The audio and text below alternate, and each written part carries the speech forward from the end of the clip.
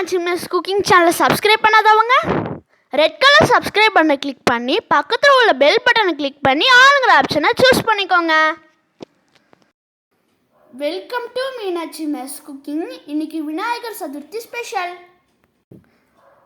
கஜமுக சூரன் என்றும் அரக்கனை தனது வலது தந்தத்தை உடைத்து வதம் செய்தார். மூஞ்சூறு போல் மாறிய அரக்கனை தனது வாகனமாக்கி கொண்டார். விநாயகர் பிறந்த நாளே விநாயகர் சதுர்த்தி விழாவாக கொண்டாடப்படுகிறது. விநாயகர் சதுர்த்தி திருநாளில் கொழுக்கட்டை, சுண்டல், பொரி, பழங்கள் வைத்து கொண்டாடப்படுகிறது.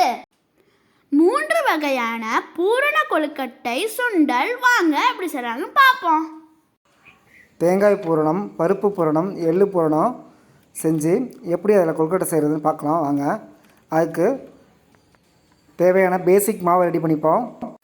1/4 கிலோ பச்சரிசியை ஊற வச்சு அரிசி மாவாக ரெடி பண்ணி வச்சுருக்கோம். நீங்கள் வேணால் கடையில் வாங்க கூட யூஸ் பண்ணிக்கலாம். 2 கப்பு மாவு எடுத்துருக்கோம். அதில் 1 டேபிள் ஸ்பூன் நெய் விட்டுங்க. சுடு தண்ணியை 2 கப்பு எடுத்துக்கிட்டு அதில் உப்பு சேர்த்துக்குங்க. தேவையான அளவு சேர்த்து கொஞ்சம் கொஞ்சமாக தண்ணியை விடுங்க. கொஞ்சமாக விட்டு பரட்டுங்க. கிளறிட்டு ஒரு 5 நிமிஷம் ஊறட்டும். ஆறவும் செய்யணும். 5 நிமிஷம் ஆகட்டும். இப்போ மாவு ஆறிடுச்சு. இப்போ கையால் வச்சு பெசருங்க. ஒரு உருண்டையாக உருட்டி வைங்க. பேசிக் மாவு ரெடி ஆகிடுச்சு. இப்போ ஒவ்வொரு பூரணமாக ரெடி பண்ணுவோம். முதல்ல தேங்காய் பூரணம் ரெடி பண்ணிக்கலாம். ஒரு வானலி வச்சு நெய் 2 டேபிள் ஸ்பூன் விட்டுருங்க. அதில் 4 முந்திரியை உடச்சி போட்டு வறுத்துங்க. வறுத்த பின்னாடி 2 டேபிள் ஸ்பூன் தேங்காய் துருவல் சேர்த்துங்க. நல்லா நெய்யில் வதக்குங்க. வெல்லத்தை நாங்கள் பாகாக காய்ச்சி வச்சுருக்கோம். வெல்லத்தில் கல், குச்சி, மரிக்க இதாக இருக்கும். அதாவது வடிகட்டி பாகாக காய்ச்சி எடுத்து வச்சுருக்கோம். அதில் 2 கரண்டி விட்டுக்கிறோம். லைட்டாக பரட்டிட்டு அடுப்பு நிறுத்திங்க.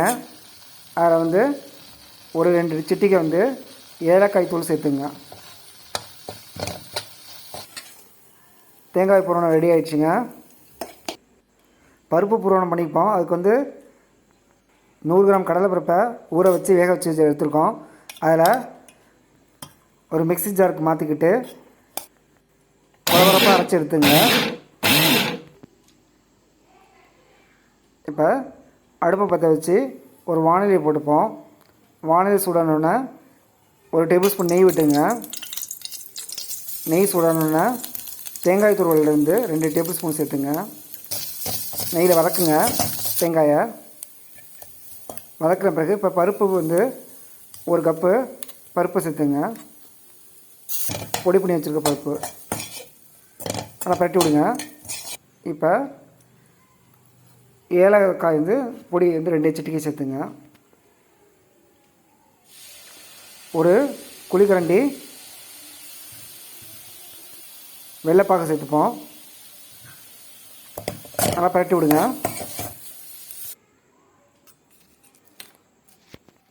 பருப்பு பூரணம் ரெடி ஆகிடுச்சுங்க. இப்போ எள்ளு பூரணம் பண்ணிப்போம். ஒரு வானலி வச்சு வானலியில் 1 டேபிள் ஸ்பூன் எள்ளு போட்டு வருங்க. இது வரைக்கும் வெடிக்கணும். வெடிக்கிற அளவுக்கு நல்லா பொரிங்க. பொரிஞ்ச பிறகு 1 டேபிள் ஸ்பூன் நெய் விட்டுங்க.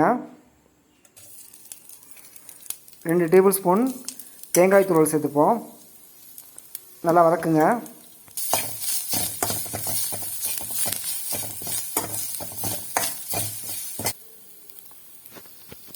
இப்போ ஒரு ஏலக்காய் தூள் ஒரு 2 சிட்டிகை சேர்த்துப்போம். இப்போ வெள்ளைப்பாகு ஒரு குழிக்கரண்டி சேர்த்துங்க. பரட்டுங்க. எள்ளு பூரணம் ரெடி ஆகிடுச்சுங்க. 3 வகை பூரணமும் ரெடி ஆகிட்டு இப்போ பிசைஞ்சு வச்சுருக்க பேசிக் மாவை எடுத்துப்போம். சின்ன உருண்டையாக விட்டிங்க. ஒரு வாழை இலையில் எண்ணெயை விட்டு தடவிட்டு இந்த உருட்டி வச்சுருக்க மாவை வந்து அதில் வச்சு கையால் தட்டுங்க. தட்டிட்டு மோல்டு இருந்ததுன்னா மோல்டில் வச்சு ப்ளேஸ் பண்ணுங்கள். இப்போ ஏதாவது ஒரு பூரணத்தை வச்சு ஸ்டஃப் பண்ணுங்கள்.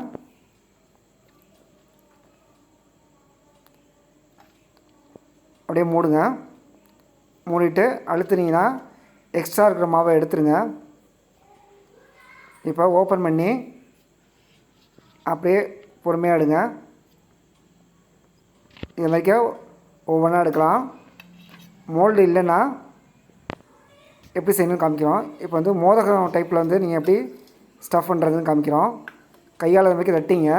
தட்டின பிறகு உருண்டையாக வந்து பூரணத்தை உருட்டி இது மாதிரி பொறுமையாக மடிச்சு விடுங்க.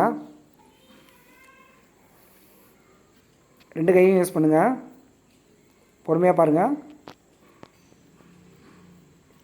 கட்டி இது மாதிரிக்கா அழுத்தி வச்சுருவோம். அவ்வளோதான்.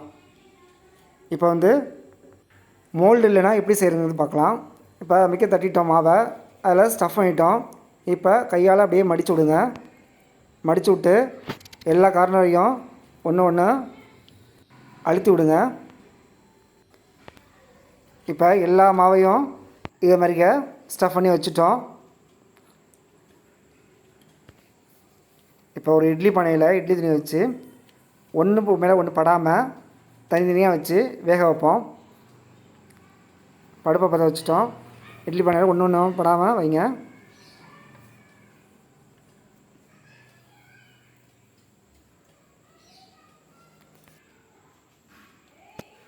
இட்லி பானை மூடிட்டு வேகட்டும்.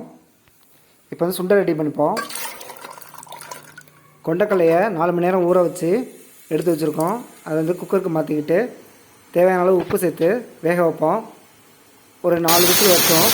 நல்லா வேகணும். அப்போ தான் வந்துருச்சு. இப்போ மாற்றிப்போம். இதை தாளிச்சுப்போம். ஒரு வானிலையில் 2 டேபிள் ஸ்பூன் எண்ணெய் விட்டுங்க. அதில் 1/4 டேபிள் ஸ்பூன் கடுகு சேர்த்துங்க. அதில் 2 வரமிளகாய் சேர்த்துங்க.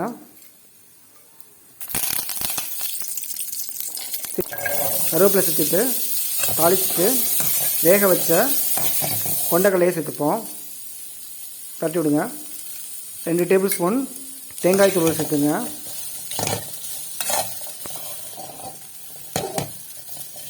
தட்டி விடுங்க. சுண்டல் ரெடி ஆகிடுச்சிங்க.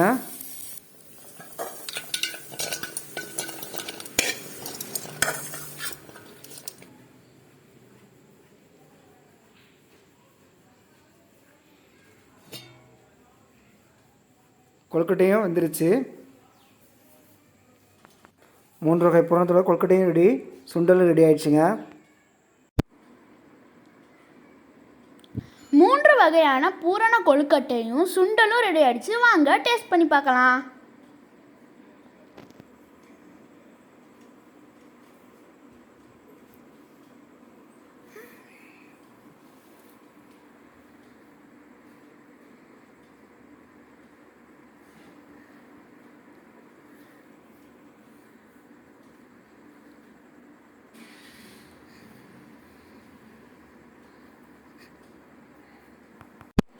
மூன்று வகையான பூரண கொழுக்கட்டையும் சுண்டலும் சூப்பராக இருக்குது. நீங்களும் கொழுக்கட்டையும் சுண்டலும் செஞ்சு விநாயகர் சதுர்த்தியை கொண்டாடுங்க. இந்த வீடியோ பிடிச்சிருந்தால் மீனாட்சி மிஸ் குக்கிங் சேனலுக்கு லைக் பண்ணுங்கள், ஷேர் பண்ணுங்கள், சப்ஸ்கிரைப் பண்ணுங்கள். மறக்காமல் மேலே உள்ள பெல் பட்டனை கிளிக் பண்ணுங்கள். தேங்க்யூ.